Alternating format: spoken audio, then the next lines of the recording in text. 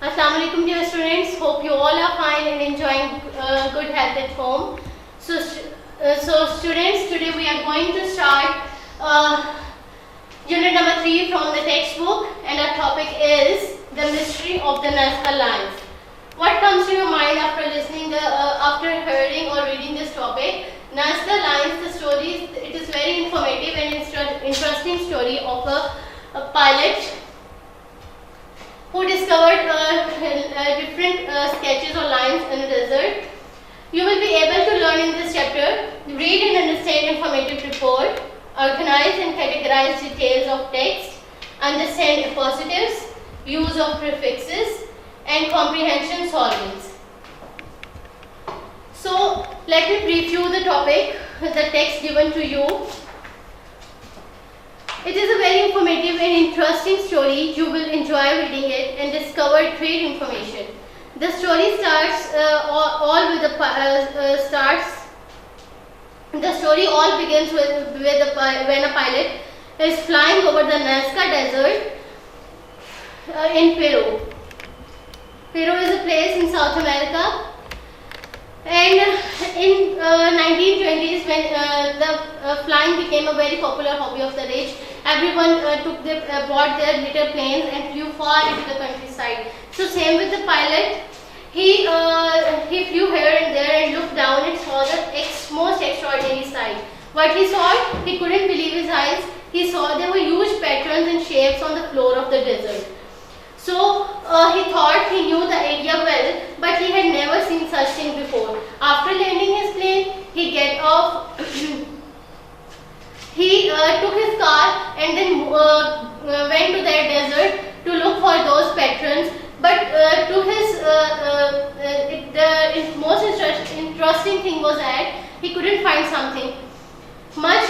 Now he contacted his pilot friend Lima in the capital of the Peru. Look at the page 32, and in the last line he contacted his pilot. Pilot is a noun, pilot friend Lima.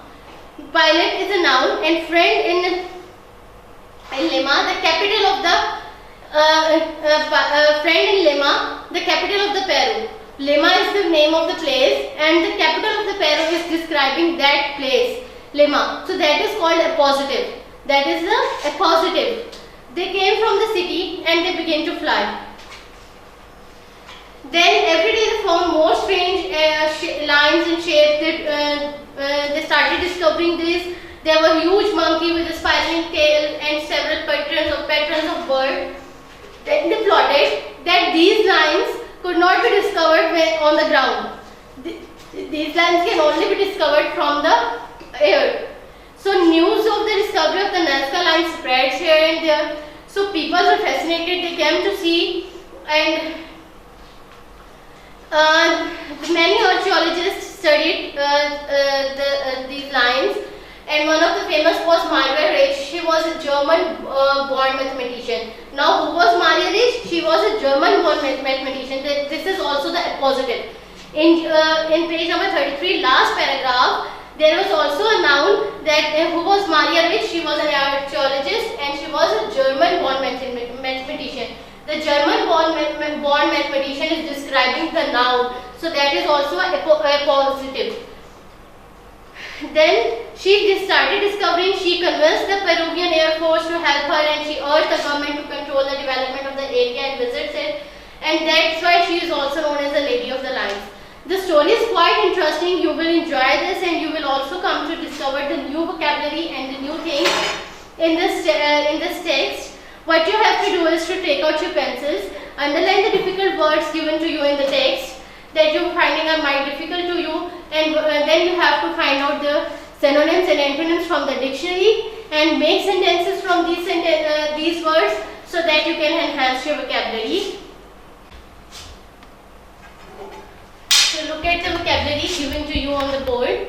These are few words that you come to know in the text, and these are the meanings of these words. First word is intrigued. It means arouse interest, fascinated, strongly attracted, urged, suggest. Furrow, a long narrow trench made in plough field. Kyari, shallow of little depth, mounds, piles, stacking over one another, and gravels, pebbles. So these are the vocabulary, these are a few words. You can also find out their antonyms from the dictionary and you can use them in the sentences of your own. Now what you have to do is to solve comprehension question answers on page number 35. You have to complete the information in respective levels A, B and C given to you after reading the text. So read the text carefully. This is the whole text is about the report prepared by a pilot who visited, who discovered the lions, Nazca lions in the desert. The mystery means that where these lions come from, who discovered them, who draw those patterns. So that's why the word mystery is used in the topic, the mystery of the Nazca lions. So next our topic is, after solving the comprehension, what you have to do in vocabulary, you will learn about the prefixes pro and anti. And look at the book on page number 37.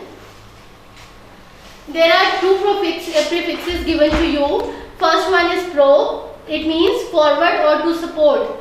Forward or to support. Then the examples are promote, program, propel, protect and prolong.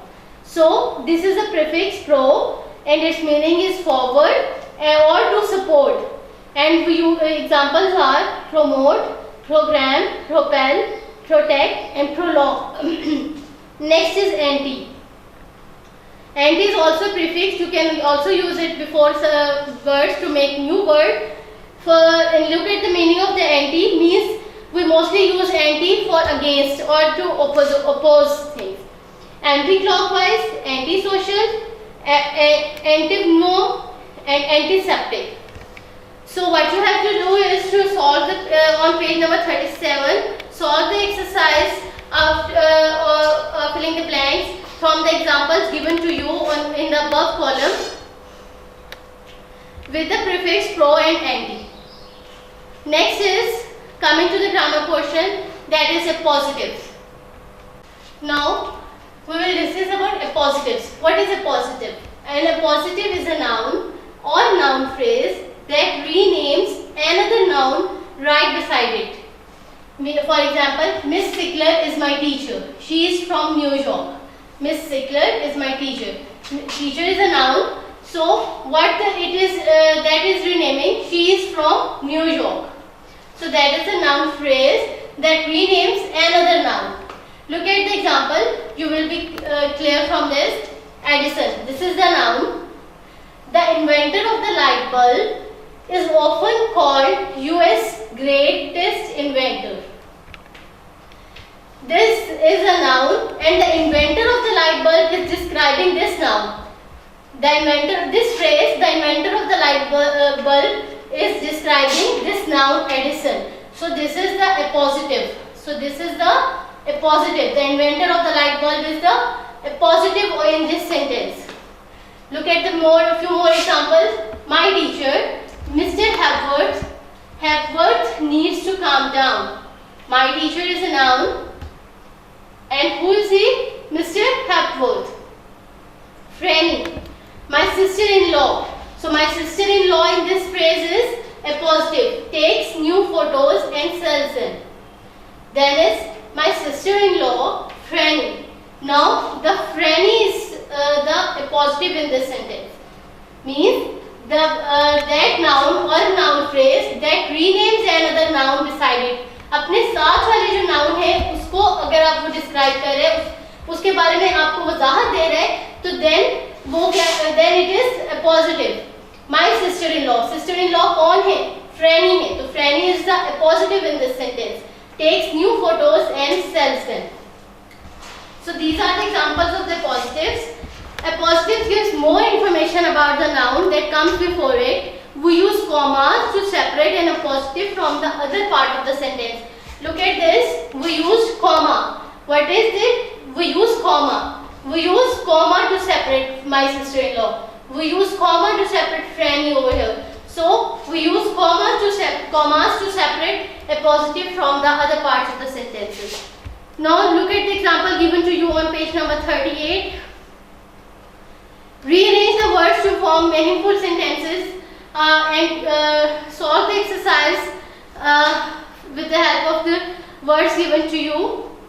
So next is we will discuss about can or may. We'll discuss about can or may shortly in this grammar portion. Why we use can or may? These are the helping verbs. These are the helping verbs. We use both for expressing possibilities that this can happen or this may happen. So look at the examples given to you. We can find the golden sword. हम ढूंढ सकते हैं. So that is a possibility to you. We may lose. Rayan may fracture. Rayan may fracture. So these are the examples of the can or may, and we use both helping verbs in expressing possibilities. So complete each sentence with the most suitable word. Use can or may to express possibility on page number 39. Handouts are available to you through the WhatsApp and are also available on the website of the Garrison School System. That is all about the today's lecture. You have to solve the exercise and after reading the text carefully. This is your homework time. Learn and solve unit number 3 from textbook. Learn the composition work, essay, application, story and letter from the syllabus given to you and from your grammar book. Learn the composition work of the first term. Learn or revise the composition work of the first term. So that is all about the today's lecture. Hope you understood and stay safe, stay home. See you next week inshallah. Take care, Allah Hafiz.